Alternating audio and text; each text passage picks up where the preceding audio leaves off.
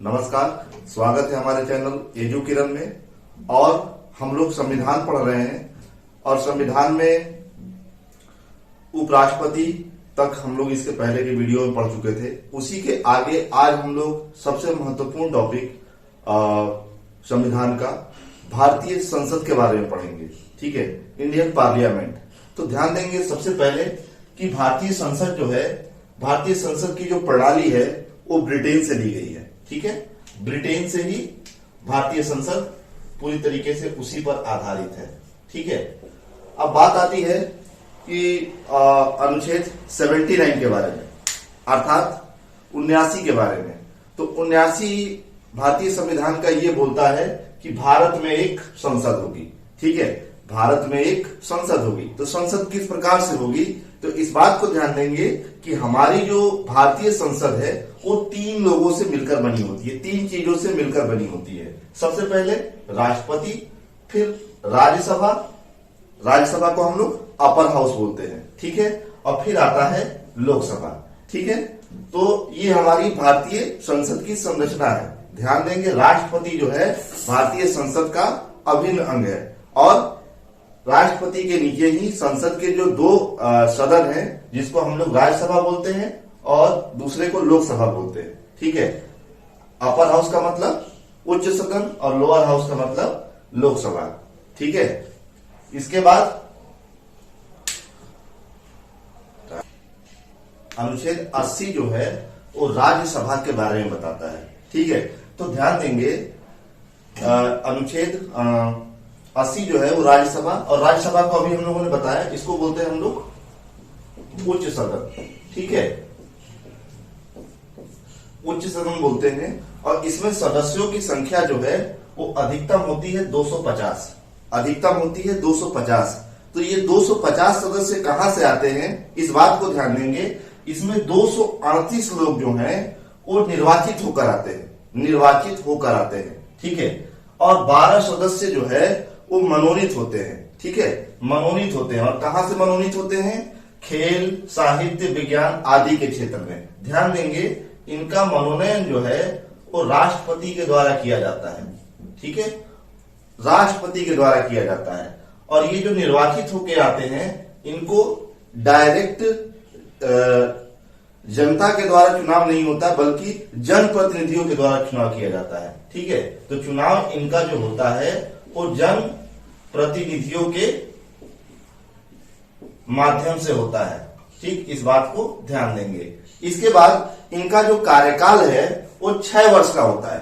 कार्यकाल जो है वो 6 वर्ष का होता है। ये जो सदस्य चुनकर आएंगे ये 6 वर्ष के लिए चुने जाते हैं। ठीक है, लेकिन ध्यान देंगे राज्यसभा जो है ये कभी भंग नहीं होती है, इसीलिए इसको कहा जाता है स्थायी सदन। ठीक है, स्थायी सदन। भंग क्यों नहीं होता है, क्योंकि प्रत्येक 2 वर्ष में 1/3 सदस्य जो है वो अपने पद से सेवानिवृत्त हो जाते हैं। ठीक है, और उन्हीं की जगह प्रत्येक 2 वर्ष में 1/3 नए सदस्य आ जाते हैं। ठीक है, ध्यान देंगे। इसके बाद राज्यसभा में सदस्य बनने के लिए न्यूनतम आयु सीमा जो है वो 30 वर्ष होनी चाहिए। ठीक है, 30 वर्ष ही होनी चाहिए। और दूसरी बात ध्यान देंगे, एक चीज और है, वर्तमान में जो है, वर्तमान में सदस्यों की जो संख्या है, वर्तमान में राज्यसभा सदस्य जो है वो 245 है। ठीक है, 245 कैसे हैं, 233 जो है वो राज्यों के द्वारा चुनकर आते हैं जनप्रतिनिधियों के माध्यम से, और 12 सदस्यों को राष्ट्रपति मनोनीत करता है। ठीक है, तो इस प्रकार से हमारा राज्यसभा का पूरा संरचना हो गया। अनुच्छेद 81 जो है उसमें लोकसभा का वर्णन है। ठीक है, लोकसभा जो है, अभी इसके पहले हमने बताया था, लोकसभा को निम्न सदन कहते हैं। निम्न सदन का मतलब लोअर हाउस। ठीक है, लोअर हाउस इसको क्यों बोलते हैं, क्योंकि यह विघटित हो सकता है। ठीक है, यदि सरकार के पास बहुमत नहीं है, ठीक है, तो उसको बीच में विघटित किया जा सकता है। ठीक है, और इसके उलट हम लोग राज्यसभा में देखे थे कि वो कभी भंग नहीं होता है, लेकिन लोकसभा को बीच में भंग किया जा सकता है। ठीक है, इसकी संरचना के बारे में ध्यान देंगे तो लोकसभा का जो चुनाव होता है अर्थात मेंबर ऑफ पार्लियामेंट का जो चुनाव होता है वो प्रत्यक्ष जनता के द्वारा किया जाता है। ठीक है, प्रत्यक्ष रूप से जनता के द्वारा किया जाता है। अब बात आती है इसमें सदस्यों की संख्या। तो इसमें सदस्यों की संख्या जो है वो 552 है। 552 है। 552 कैसे है? 550 जो है वो चुनकर आते हैं और 2 सदस्य जो है वो एंग्लो इंडियन के रूप में राष्ट्रपति के द्वारा मनोनीत किए जाते हैं। ठीक है, इसको ध्यान देंगे कि इसे 104 संविधान संशोधन से समाप्त कर दिया गया है। ठीक है, इसे 104 संविधान संशोधन के द्वारा समाप्त कर दिया गया है। ठीक है, कॉन्स्टिट्यूशनल अमेंडमेंट, इस बात को ध्यान देंगे। ठीक है, इसके बाद इसकी जो आयु सीमा है, लोकसभा सदस्य बनने के लिए जो न्यूनतम उम्र सीमा है वो 25 वर्ष होनी चाहिए। ठीक है, न्यूनतम आयु जो है वो 25 वर्ष होनी चाहिए और इसका कार्यकाल जो है वो 5 वर्ष का होता है।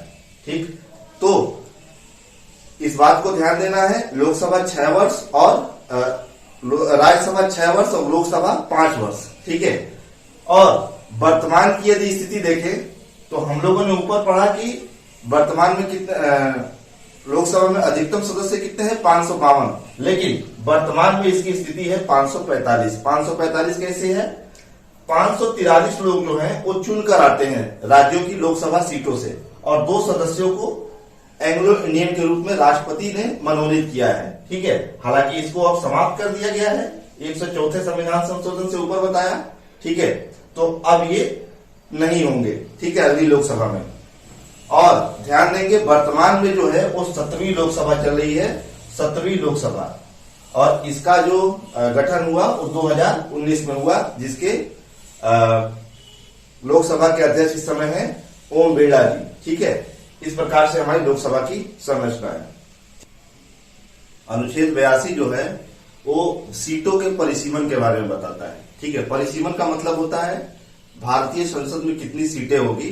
ठीक है, ये अनुच्छेद 82 बताता है। तो ध्यान देंगे भारतीय संविधान का अनुच्छेद 82 कहता है कि प्रत्येक जनगणना के बाद लोकसभा और राज्यसभा के सीटों में बदलाव किया जाएगा। ठीक है, अर्थात उसको जनसंख्या के हिसाब से सीटों में बढ़ोतरी की जाएगी। लेकिन ध्यान देंगे वर्तमान में 2026 तक ये प्रावधान कर दिया गया है कि 2026 तक जैसे चल रहा है एज इट इज वैसे ही चलेगा। 2026 तक कोई बदलाव नहीं होगा। ठीक है, तो अनुच्छेद 82 जो है हमारे परिसीमन को दर्शाता है।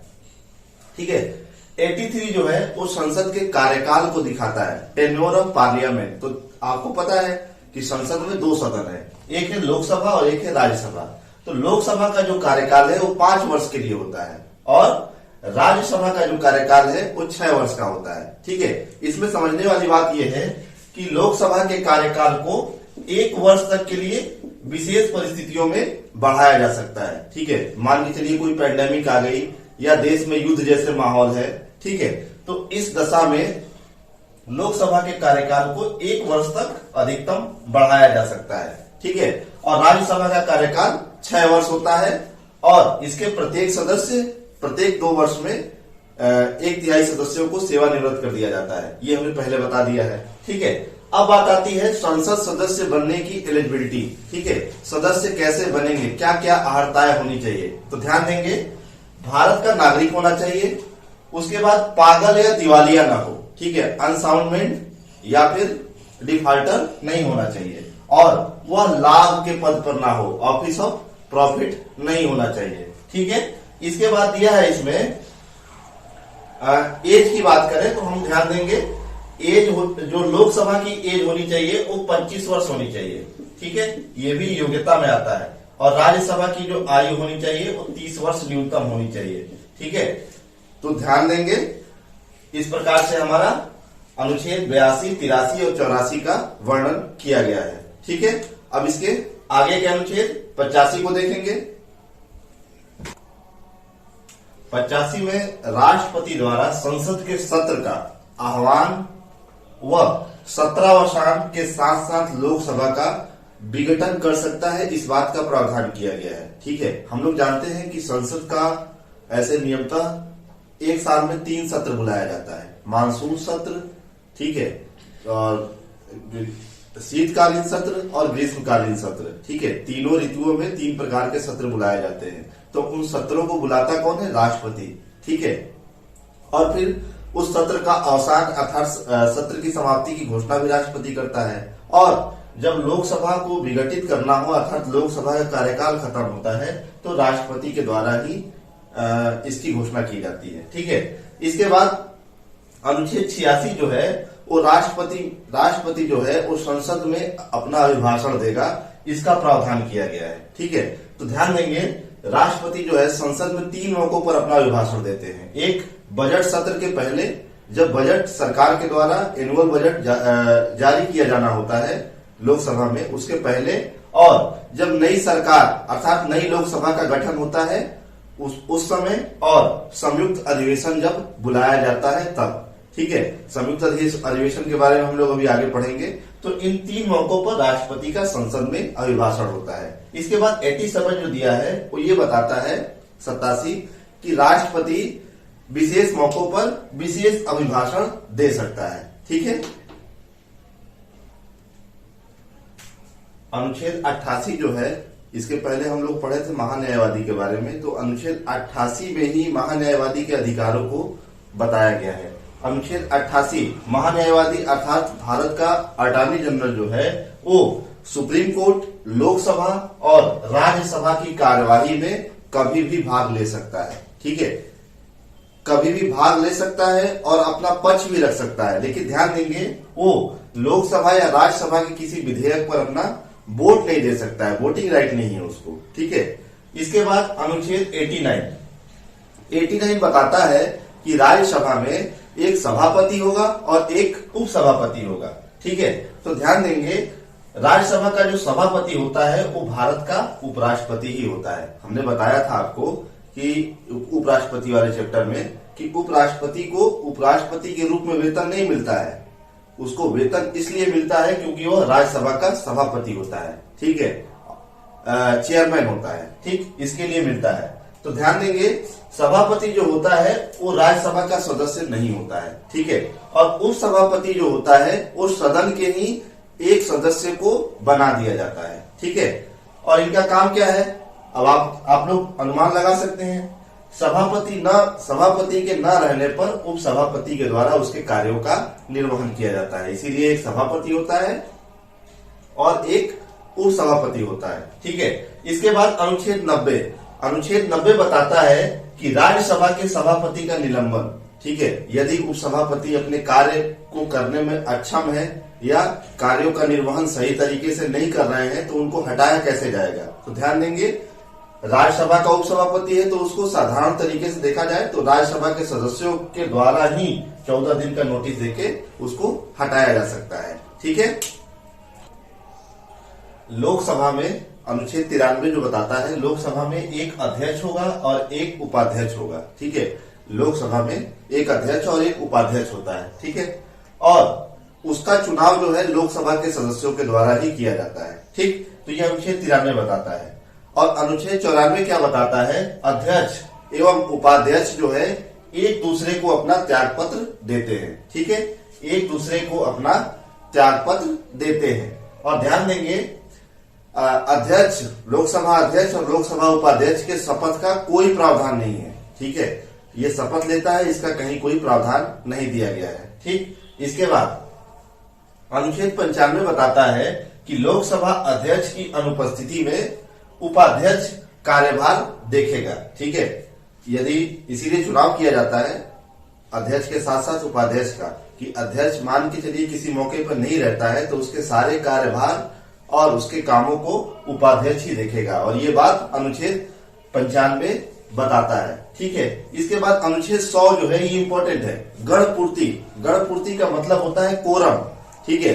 संसद को कब चलाया जाएगा, कितने सदस्यों की आवश्यकता पड़ेगी। तो ध्यान देंगे, संसद सत्र चलाने के लिए न्यूनतम सदस्यों की उपस्थिति ही गणपूर्ति कहलाती है, ठीक है। और न्यूनतम सदस्य कितने होने चाहिए, 1/10 या 10%, ठीक है। तो ये कैसे होगा, मान के चलिए 250 है, सदस्यों की संख्या 250 है, राज्यसभा में। तो ये संसद राज्यसभा का सत्र चलेगा कैसे?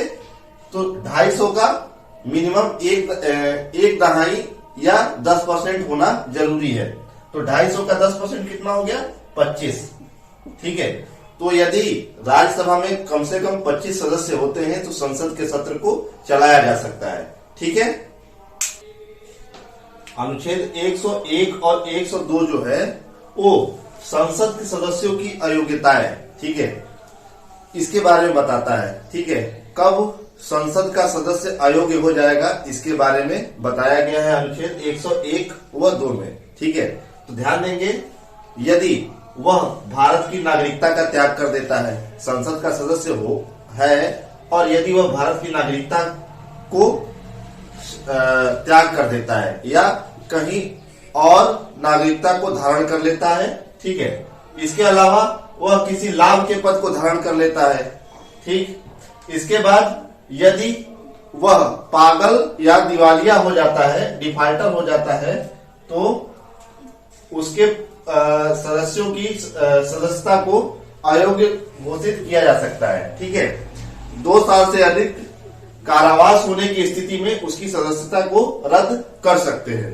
ठीक है, इसके बाद दिया है सबसे लास्ट में, संसद सत्र के दौरान यदि वह बिना सूचना के 60 दिन तक अनुपस्थित रहता है, 60 दिन तक अनुपस्थित रहता है, तो उसकी सदस्यता को समाप्त किया जा सकता है। ठीक है, यह अनुच्छेद 101 व 2 बताता है। ठीक, इसके बाद अनुच्छेद 103 जो है वो बताता है कि अयोग्य सांसदों की सदस्यता को कैसे समाप्त किया जाएगा। ठीक है, यदि इसमें से किसी भी प्रकार का कोई संसद सदस्य अयोग्य पाया जाता है तो उनकी सदस्यता को चुनाव आयोग की सलाह पर राष्ट्रपति के द्वारा समाप्त किया जा सकता है। ठीक है, भारतीय सांसदों को कुछ विशेषाधिकार मिले हुए हैं। ठीक है, उसके बारे में अनुच्छेद 105 बताता है। ठीक है, अनुच्छेद 105 जो है वो इनके विशेषाधिकारों का वर्णन करता है। तो इसमें कुछ विशेषाधिकार है, उसके बारे में हम लोग जानते हैं।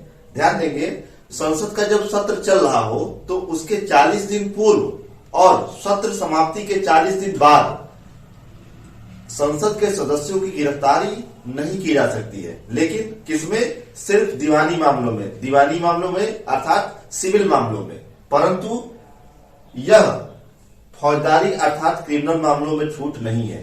ठीक है, यदि सिविल का कोई मामला है तो उसमें उसको गिरफ्तार नहीं किया जा सकता है, लेकिन फौजदारी का मामला है, क्रिमिनल का मुकदमा है तो उसको गिरफ्तार किया जा सकता है। उसके बाद दूसरा है, संसद में कही गई बात, यदि संसद का कोई सदस्य सदन में अपनी कोई बात कहता है तो उस बात को किसी न्यायालय में चुनौती नहीं दी जा सकती है। ठीक है, संसद में कही गई बातों को किसी भी न्यायालय में चुनौती नहीं दी जा सकती। ठीक, इसके बाद जब सत्र चल रहा हो तो संसद के सदस्यों को साक्षी अर्थात विटनेस के रूप में न्यायालय समन नहीं करेगा, समन अर्थात बुलाएगा नहीं। तो इस प्रकार से आज हमारा था भारतीय संसद। तो भारतीय संसद अर्थात पार्लियामेंट के बारे में हम लोग कुछ प्रमुख अनुच्छेदों को पढ़ चुके हैं। ठीक है, और इस प्रकार से भारतीय संसद हमारी समाप्त होती है। अगले वीडियो में किसी अन्य टॉपिक पर चर्चा करेंगे। तब तक के लिए धन्यवाद। आपका दिन शुभ हो।